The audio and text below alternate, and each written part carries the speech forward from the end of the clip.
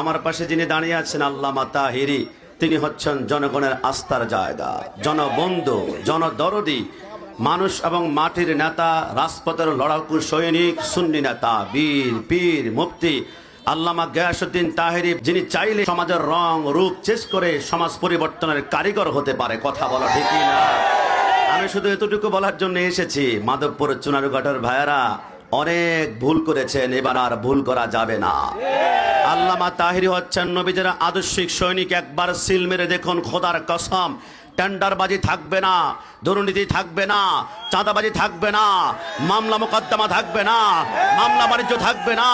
যাদের ভিতরে নবীর আদর্শ আছে, মনে রাখবা, আল্লামা তাহেরি যদি সংসদে যায়, আমাদের স্লোগান হবে মদিনা সনদে গর্ব দেশ, বৃহত্তর সুন্নি জোটের বাংলাদেশ। আমি শুধু এতটুকুই বলতে চাই, বেশি না। আমি কল্পনা করি, আমি ওই দিন রাতের বেলা ভাবছিলাম, যদি সংসদের মধ্যে আল্লামা তাহেরি যেতে না পারে, তাহলে হয়তো বা সংসদ অনেকে দাঁড়িয়ে বলবে মিলাদুন্নবী বিদআত, মাননীয় স্পিকার, শবে বরাত বিদআত করা যাবে না। পাশ থেকে আশেপাশ থেকে অনেক দুশমন রাসূল বলবে মাননীয় স্পিকার আমি সমর্থন করলাম, আমি সমর্থন করলাম, আমি সমর্থন করলাম।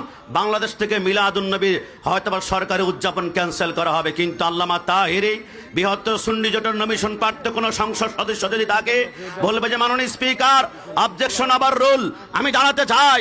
আমি বলতে চাই, যারা মিলাদুন্নবী বিদআত বলে, এদের সামনে কোরআন খোলা হবে, হাদিস খোলা হবে, দলিল দেওয়া হবে, বহস করা হবে, সমস্ত বাতিলের মাথা নুই দিয়ে হকের পতাকা সংসদে পট পট করে উড়বে। কথা বলা ঠিক না?